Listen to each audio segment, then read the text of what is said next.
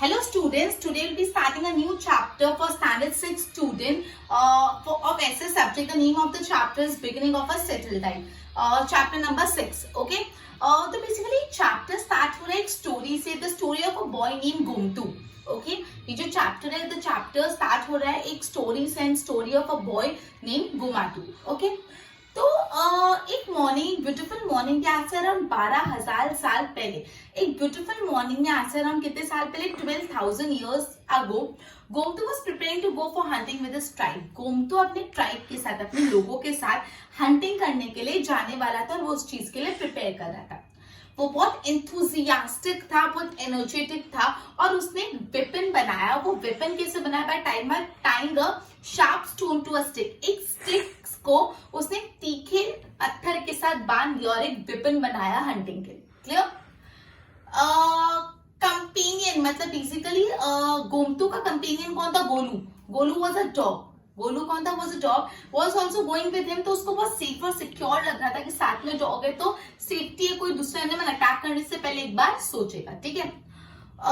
गोमतू का जो ट्राइब था पूरा, they have to wander every day for hunting. Gomtu के ट्राइब को हर दिन इधर उधर घूमना पड़ता है for hunting.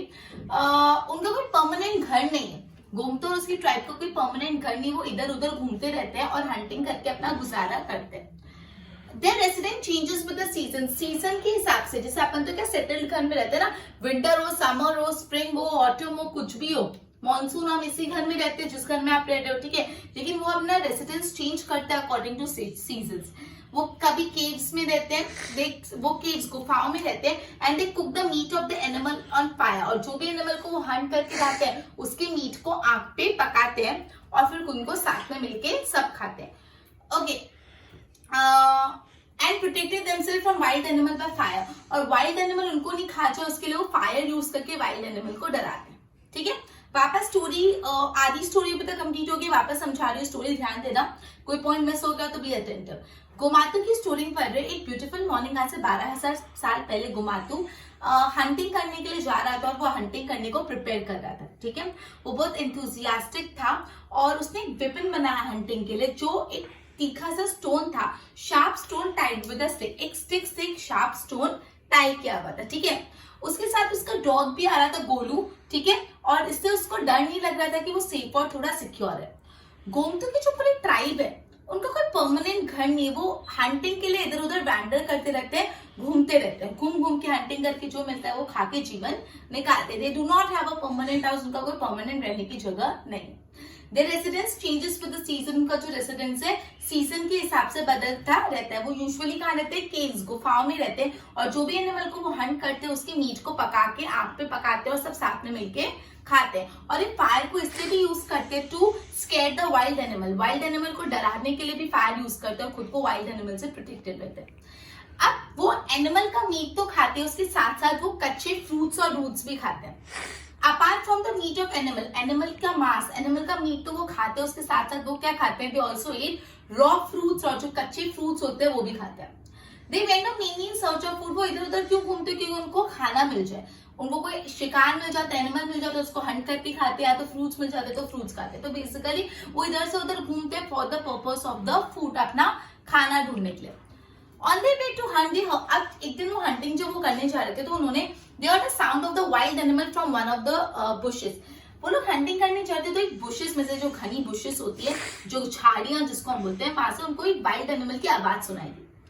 They throw a big stone at bushes. उन्होंने बुशेस पे बड़ा सा पत्थर फेंका जहां से आवाज आ रही थी. और वो बड़ा सा पत्थर फेंकने के कारण वो जो एनिमल था उसको बहुत जोर से लग गई, बहुत सीरियसली लग गई. And beast tried to run out. अब वो जो बीस्ट था, मतलब जो वाइल्ड एनिमल था, वो भागने की कोशिश कर रहा था. बट जो पूरा का पूरा ट्राइब है उसने उसको अटैक कर लिया. जो गोमातू का पूरा ट्राइब है उसने उस बीस्ट को अटैक कर लिया और उसको मार दिया. ठीक है. एंड वो जो बीस्ट था बहुत बड़ा था तो पूरे बीस्ट का मीट को पकाया और सबने अच्छे से खाया. क्लियर? वापस समझा रही हूँ. आपने अभी तक ये पढ़ा कि जो गोमातू और उसकी ट्राइब है वो फूड के सर्च में इधर उधर वेंडर करते हैं, वो हंटिंग करते हैं और जो भी एनिमल वो हंट करते हैं उसकी मीट को पका के खाते हैं। मीट खाने के अलावा वो रॉ फ्रूट्स और रूट्स भी खाते हैं। वो बेसिकली क्यों वैंडर करते हैं? वो वैंडर करते हैं सर्च ऑफ फूड, खाने को ढूंढने के लिए वो वैंडर करते हैं। एक जब उनकी ट्राइब हंटिंग के लिए जा रहे थे तो एक बुशेस में से उन्होंने एक वाइल्ड एनिमल की आवाज सुनी। अब आवाज सुनते ही उन्होंने एक बड़ा सा पत्थर उस बुशेस की तरफ फेंका जिससे वो एनिमल को बहुत सीवियरली घायल हो गया, बहुत सीवियरली लगा। ठीक है, तो फिर वो एनिमल भागने की कोशिश करा था, ऐसे में पूरी ट्राइब ने उसको अटैक करके मार दिया। और वो एनिमल बहुत बड़ा था तो उसके मांस को पका के अच्छे से उन्होंने पेट भर के खाना खाया। ये थी गोमातू की स्टोरी। वापस एक कोई रिकैप दे दूं गोमातू की स्टोरी का। क्या हुआ, आज से 12,000 पहले गोमातू हंटिंग के लिए निकल रहा था। उसने एक वेपन बनाया जो एक शार्प स्टोन एक स्टिक से टाई करा हुआ था। उसके साथ गोलू उसका डॉग भी था, उसका कंपेनियन। बेसिकली गोमातू की जो पूरी ट्राइब है वो हर रोज घूमती है हंटिंग के लिए। उनका कोई परमानेंट घर नहीं है, वो यूजुअली केव्स में रहते हैं और मीट को पका के खाते हैं। और वो फायर पे मीट पकाते हैं। फायर को वाइल्ड एनिमल्स को डराने के लिए भी यूज करते हैं। मीट के साथ साथ वो लोग रॉ फ्रूट्स भी खाते हैं। ठीक है, एक दिन जब वो लोग जा रहे थे हंटिंग के लिए तो उन्होंने बुशेस में से कोई वाइल्ड एनिमल की आवाज सुनी, उसको जो बड़ा सा पत्थर मारा। पत्थर मारने के कारण वो वाइल्ड एनिमल बहुत सीवियरली डैमेज हो गया, सीवियरली उसको इंजरी हो गई। अब वो वाइल्ड एनिमल, वो जो बीस्ट वर्ड यूज किया, भागने की कोशिश कर रहा था लेकिन पूरी ट्राइब ने उसको अटैक करके मार दिया और बड़े से बीस्ट का भोजन दिया। Clear? Good to that. Okay, Standard 6 SS Chapter 6 Beginning of Satellite Gomathu. One beautiful morning around 12,000 years ago, Gomathu was preparing to go for hunting with his tribe. They were enthusiastic and they prepared a weapon. उसने एक weapon prepare किया by tying a sharp stone to the stick. Now उसका companion कौन था? Golu. The dog was also going with him so he felt safe and secure. उसका companion Golu भी साथ में चल रहा था विच वाज अ डॉग, जिससे उसको बहुत सेफ और सिक्योर फील किया। Gomatu tribe has to wander every day for hunting. Gomatu की ट्राइब को हर रोज वेंडर करना पड़ता है हंटिंग के लिए। They did not have a permanent home. उनका कोई भी परमानेंट घर नहीं है। They did not have a permanent home. Their residence changes with the change of season. जैसे सीजन बदलती है उनका रेसिडेंस भी बदलता है। They stayed in caves. वो केव्स में रहते थे। Cook the meat of the animal on fire and ate it together. वो एनिमल्स का मीट फायर पे पकाते हैं, साथ में खाते हैं। They protect themselves from wild animal by fire. Fire की मदद से वो खुद को वाइल्ड एनिमल से प्रोटेक्शन भी देते हैं। Now, apart from the meat of animal, they also eat raw fruits और roots भी खाते हैं। They wander mainly in search of food. खाने की शोध में, खाने की सर्च में वो लोग घूमते हैं। On their way to hunt, they heard sound. अब जब वो hunting करने जा रहे थे, they heard the sound of wild animal from one of the bushes.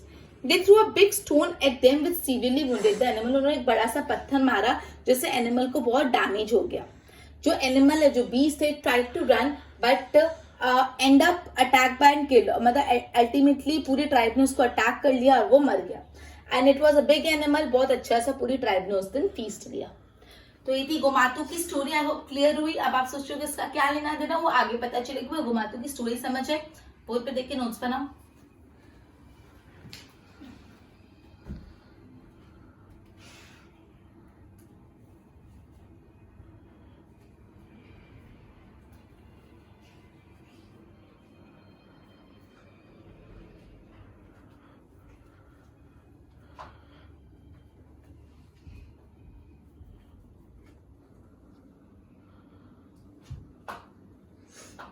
Story पढ़ने के बाद हम एक और स्टोरी पढ़ने वाले जोमा की। अब आज से थाउजेंड्स ऑफ इयर्स अगो, आज से हजारों साल पहले एक छोटा सा विलेज था जहाँ पे जुमा बैठी थी अपने हट के बाहर। एक विलेज का डिस्क्रिप्शन दिया और जुमा जो है वो अपने हट के बाहर बैठी है। She made fire from would for warming food. वो वुड्स की मदद से फायर बना रही थी और उस फायर से फूड को वार्म दे रही थी, उस फूड को गर्म कर रही थी। मतलब क्या डिस्क्रिप्शन दिया है, एक विलेज का डिस्क्रिप्शन दिया। वहां पे जुमा अपने हट के बाहर बैठी है और जो वुड्स की मदद से फायर बना रही है और फायर से वो फूड को गर्म कर रही है, वार्म कर रही है। पूरा विलेज बहुत एक्टिव है, हर इंसान कुछ ना कुछ एक्टिविटी कर रहा है। Womens for milking cow and goats in their courtyard. जो वुमेन्स है अपने कॉर्टयार्ड में, अपने आंगन में काउ और गोट का दूध निकाल रही थी, उनको मिल्किंग कर रहे थे। Some men's for sharpening their agriculture tool like sickle to cut the crop. कुछ मेन क्या कर रहे थे, जो उनके एग्रीकल्चर टूल उनको शार्पन कर रहे थे, जैसे सिकल, जो क्योंकि उनको अभी जस्ट फील्ड में जाके अपने क्रॉप्स की कटिंग करनी है। कुछ क्ले के पॉटल्स बना रहे थे और फिर उसको सन में रख दे रहे थे बेक होने के लिए। ठीक है, जो जुमा का ब्रदर है डाकू, वो क्या करता है, वो busy driving away birds which came to eat the right crop. जो राइट क्रॉप, एकदम पके हुए क्रॉप को खाने के लिए बर्ड्स आ रहे थे, तो बर्ड्स को उड़ा रहा था। उसका जो ब्रदर है, जुमा का ब्रदर डाकू, क्या कर रहा था, वो जो भी राइट क्रॉप्स है उसको खाने के लिए जो बर्ड्स आ रहे थे उनको भगा रहा था। ठीक है, गोट्स भी ग्रेजिंग के लिए लोग लेके जा रहे थे। जुमा हट was hub of all this activity of tribe. ये अपने पूरी ट्राइब की जितनी भी एक्टिविटी हो रही थी वो जुमा के हट के आजू बाजू हो रही थी। क्यों? बिकॉज जो जुमा के फादर है वो विलेज के लीडर है, जो जुमा के फादर विलेज के लीडर है, इसलिए उसके हट के आजू बाजू ये सारी एक्टिविटीज हो रही थी। ठीक है, फिर एक लेडी ने जुमा को बुलाया केटल्स को वॉश करवाने के लिए, और जुमा गई। ये अभी तक जुमा की आधी स्टोरी हुई है, मैं वापस रिवाइज करवा देती हूँ। आधी स्टोरी अटेंटिव रहना। बोला ऐसे थाउजेंड्स ऑफ इयर्स अगो जुमा के विलेज की बात बताइए। जुमा अपने हट के बाहर बैठी है और वो क्या कर रही है, बेसिकली वो वुड्स की मदद से फायर जनरेट करे और फायर के यूज से फूड को वार्म करने की कोशिश करे। पूरा विलेज बहुत एक्टिव है। कुछ वुमेन्स अपने आंगन में, अपने कॉर्टयार्ड में काऊ और गोट की मिल्किंग करे। ठीक है, कुछ मेन अपने एग्रीकल्चर टूल को शार्पन कर रहे, जैसे सिकल को, क्योंकि वो अपना जो एग्रीकल्चर क्रॉप है उसको कट करने के लिए तैयार, कट करने वाले, इसलिए वो अपने एग्रीकल्चर टूल को शार्पन करे। कुछ मेन क्ले के पॉट्स बना रहे, फिर उसको सन में रख दे रहे बेक होने के लिए। जो जुमा का ब्रदर है डाकू, वो क्या कर रहे हैं, बेसिकली जो राइपिन फ्रूट्स है उसपे जो बर्ड्स आ रहे हैं उनको ड्राइव अवे कर रहे हैं, उनको उड़ा रहे हैं। गोट्स, कुछ लोग अपने गोट्स को ग्रेजिंग कराने लेके जा रहे हैं।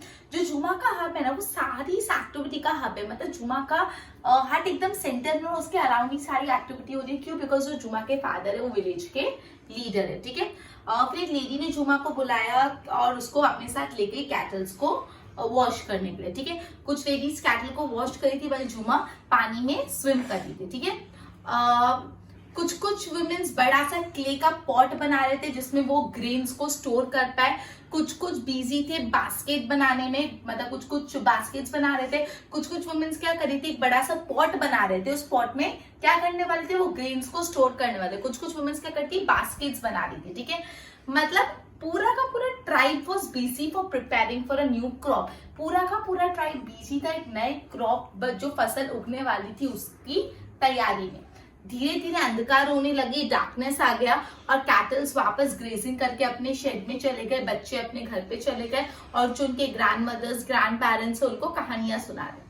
पूरा सन्नाटा हो गया, सिर्फ यही कुछ आवाजें सुनाई दी थी, जैसे जो ग्रैंड पेरेंट्स अपने बच्चों को स्टोरी सुनाते हैं वो सुना। अभी तो ग्रैंड पेरेंट्स स्टोरीज नहीं सुनाते हैं, पहले के जमाने में क्या होता था, जो दादा दादी होते थे अपने बच्चों को कहानियां सुनाते थे, फिर ही बच्चे सोते थे। तो वैसे ही ग्रैंड पेरेंट्स स्टोरी सुना रहे, गोट्स ब्लीटिंग कर रही है एंड जो ग्रेन्स है उनकी आवाज आ रही है, तो सिर्फ यही आवाज सुनाई देती है। ओके, तो बेसिकली ये पूरी स्टोरी कंप्लीट होती है। मैं वापस एक समरी दे देती हूँ। आज से कुछ साल पहले, कुछ हजारों साल पहले जुमा अपने विलेज पे अपने हट के बाहर बैठी है और वो वुड्स की मदद से फायर जनरेट करे जिससे वो फूड को वार्म करने वाले। ऐसे नहीं जुमा, पूरा विलेज कुछ ना कुछ कर रहे हैं। वुमेन्स अपने कॉर्टयार्ड में काव और गोट की मिल्किंग कर रहे हैं। कुछ मैन अपने एग्रीकल्चर टूल को शार्पन कर रहे हैं जिससे उनका टूल रेडी हो जाए, वो अपने क्रॉप्स को कट कर पाए।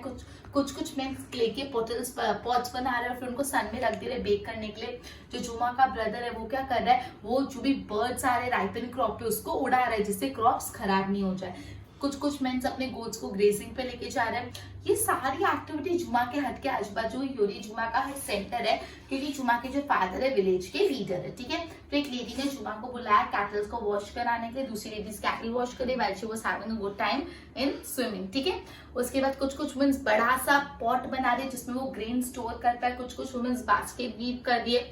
मतलब इन शॉर्ट पूरा का पूरा ट्राइब नए क्रॉप को वेलकम करने वाले, पूरा का पूरा ट्राइब नए क्रॉप के ग्रो होने की, कटने की, हार्वेस्ट होने की तैयारी में। ठीक है, धीरे धीरे रात हो जाती है, अंधकार छा जाता है। जो ग्रेजिंग करते हुए काऊ गोट्स अपने घर चले जाते हैं, बच्चे भी अपने घर चले जाते हैं। सिर्फ कौन सी आवाजें सुनाई देती है, जो ग्रैंड पेरेंट्स अपने चिल्ड्रंस को स्टोरी सुनाते हैं उसकी आवाज सुनाई देती है। बेसिकली अपने दो स्टोरी पर, एक गोमाटू और एक जाकू की, जुमा की सॉरी, इन दोनों में आपको एक डिफरेंस बहुत क्लियर एविडेंस है। जो गोमाटू था उन लोग का कोई परमानेंट सेटलमेंट नहीं था, वो इधर उधर घूमते थे, वो क्या बोलते हैं हंटिंग करते थे और उस जो भी एनिमल हंट किया उसको पका के खाते थे। और फिर उसके बाद उनकी ट्राइब रॉ जो फ्रूट्स होते हैं रॉ रूट्स खाते थे। मतलब वो लोग एकदम अनसेटल्ड लाइफ जीते थे।